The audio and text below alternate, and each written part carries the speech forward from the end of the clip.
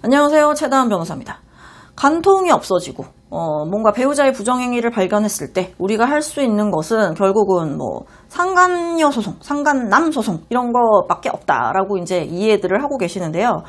이런 사건에 대해서 오늘은 한번 얘기해 보려고 합니다.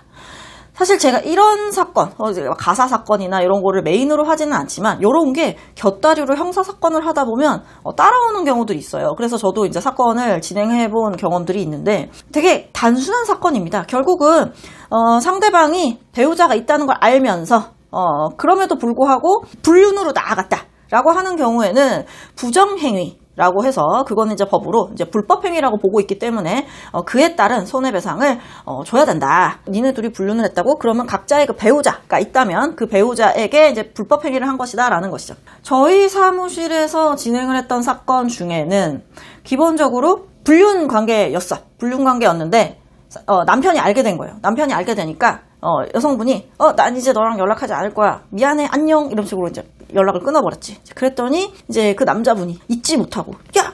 너 어떻게 그럴 수가 있어? 이러면서 막 계속 너 내 찾아갈 거야. 나 너 없으면 죽여버릴 거야. 이러면서 막 뭔가 이렇게 돌발 행동들을 하는 거지. 이제 그러면은 그게 이제 하나하나 범죄가 될 수 있는 거죠. 너 죽여버릴 거야. 아니면은 우리 같이 죽자. 너 죽고 나 죽자. 이런다. 그러면은 뭐가 돼요? 협박이 되겠죠? 그거 될 수 있고, 그 다음에, 그렇게 헤어지는 과정에서 뭔가, 막 껴안고 막 이러면 강제추행도 될 수 있고, 그러한 과정, 혹은 그 전에 사귀는 과정에서 성관계가 있었는데, 그걸 이제 배우자가 알게 됐다면, 사실 그거 강간이었어? 이런 식으로 막 강간을 고소하기도 하고, 계속 뭔가 연락을 한다면 스토킹으로 신고하기도 하고, 그런 것들. 이제 그런 형사사건을 주로 하다가 상간 민사소송 소장을 받으시는 경우에 이제 같이 이제 맡겨주시는 경우들이 있죠. 왜냐하면 내용이 같으니까. 그래서 진행을 하다 보면 결국은 이러한 경우에 상간사건에서 민사사건을 진행을 하면 결국은 이제 손해배상액이 인정이 되는 게 한 1,500에서 3,000 사이가 통상적인 것 같아요. 자, 그런데 이제 그거에 대해서 이제 법원이 어떤 기준으로 그러면 어떤 경우에는 1,500이고 어떤 경우에는 3,000이야? 라고 이제 궁금해 하실 수도 있는데 사실 이거는 저도 잘 모르겠어요. 이혼까지 됐다. 이혼에 이르렀다. 라고 하면은 무조건 2,500에서 3,000 이런 것도 아니고 아이가 있는 경우라면 얼마? 이렇게 뭔가 체계적인 거는 아닌 것 같아요. 물론 사람마다 그렇게 뭔가, 우리가 엑셀표 나누듯이 그렇게 나누기는 어려우니까 상황에 따라서 조금 이제 달리 판단할 수도 있겠고, 정말로, 이 부정행위만이, 이혼의 사유였을지, 혹은 이제 혼인의 파탄이 가게 된 사안인지에 대해서도 사실 따져보면 그게 아닐 가능성도 있고, 여러 가지가 있잖아요. 그러니까 이거를 1도 양단해서 나눌 수는 없지만, 제가 그냥, 상식적으로 생각했을 때는 어떻게 생각을 했냐면, 이혼한 지가 얼마 안 됐고, 아이가 얼마 없었고, 외도의 정도도 심하지 않았다라면, 그러니까 예를 들자면, 1,000만 원대. 혹은 아이는 있었어. 혹은 10년 내외야. 아니면은, 이걸로 혼인이 파탄나지는 않았어. 그렇게 외도의 정도가 심하지 않았다. 라면은 한 2,000만 원. 아예 이혼을 하게 됐어. 그러면은 2,500에서 3,000원. 이런 거는 또 아니더라고요. 참. 어렵다. 그러면 어떻게? 많은 금액을 청구하는 입장에서는 많이 인정됐던 판결문의 사례를 좀 이렇게 첨부해서 이런 경우에도 인정이 됐습니다. 혼인의 지속 기간이 한 20년 가까이 됐고 아이가 둘이나 있고 이것으로 인해서 지금 이혼이 된 상황이니까 요만큼은 받아야겠습니다. 혹은 그 이후에도 어떤 이런 불편한 일들이 있어. 예를 들자면 옆집에 사는데 이사를 죽어도 안 가. 난 제가 꼴보기 싫은데. 그런 경우 나 매일매일 스트레스잖아. 안 보고 살 수가 없잖아.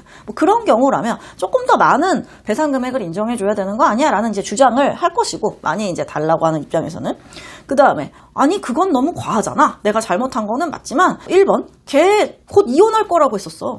사실상 혼인이 지금 파탄나 있다라고 얘기했어. 그러니까 나는 내가 걔를 만난다라고 해서 혼인이 파탄되거나 할 거를 전혀 예상하지 못했고 사실상 나를 만났다라고 해서 파탄이 난 게 아니라 파탄이 나 있는 상태였는데 걔 내 핑계 내가지고 깨끗하게 도장 찍으면서 결국 나한테 불똥이 튄 거잖아 라고 주장을 이쪽에서는 또 할 수도 있는 거고 너도 애인 있었잖아 이렇게 주장하는 경우도 있습니다. 서로 불륜이었잖아. 그러니까 나의 배상액이 좀 줄어들어야 되는 거 아니냐 이런 주장을 할 수도 있겠죠. 이런 사건의 특징이 뭐냐면 증거가 없는 경우들이 굉장히 많습니다. 주로 이제 증거로 제출되는 것들을 보면 이제 자기야 사랑해 이런 거 주고받는 거 카톡 카톡이게 사진 찍은 거, 배우자의 뭐 휴대폰을 열어가지고 사진을 찍는다든지, 아니면 뭔가 뭐 녹음을 한 게 있다거나, 아니면 뭐 자백하는 게 있다거나, 아니면 현장을 내가 잡았어 라던가, 뭐 이런 것들이 이제 증거가 될 수 있겠죠. 하지만 막말로 걔네가 혼인이 언제부터 파탄이 났었는지, 정말로 얘랑 불륜된 거를 알아서 그전에는 사이가 원만했었는데 정말 그걸로 인해서 정말 180도 이렇게 사이가 완전 틀어져가지고 그렇게 된 건지, 아니면 서로 뭐 대면 뭐 했었고 정리를 하려고 했던 차에 마침 요게 터진 건지에 대해서는 사실 입증하기는 쉽지가 않아요. 뭔가 형사사건처럼 명백하게 이거는 이 증거로 인해서, 저건 저 증거로 인해서 뭐 이렇게 되지는 않으나, 어쨌든 배우자임을 알면서 부정한 행위를 했고, 당연히 배우자 입장에서는 불법행위 손해를 받은 것이죠. 그거는 뭐 어쨌든 다툼의 여지는 없을 것 같습니다. 내 배우자랑 나랑 사이가 안 좋은 것과 내 배우자가 다른 사람이랑 사귄다는 것은 전혀 다른 문제니까요.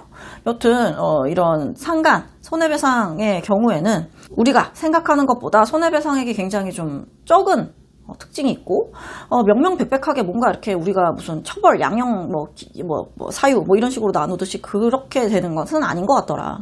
그래서 판결문을 한번 잠깐 살펴볼게요. 손해배상 책임의 발생이 있고 손해배상 책임의 범위가 있어요.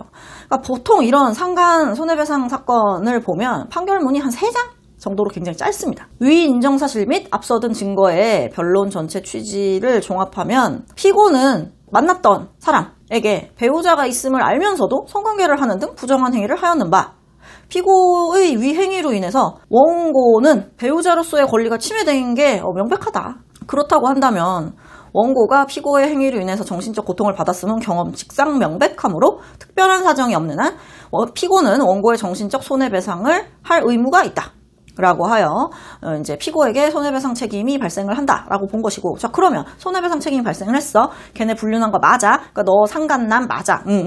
거기까지 이제 판단을 한 거고, 자 그러면 손해배상을 얼마 인정할 거야?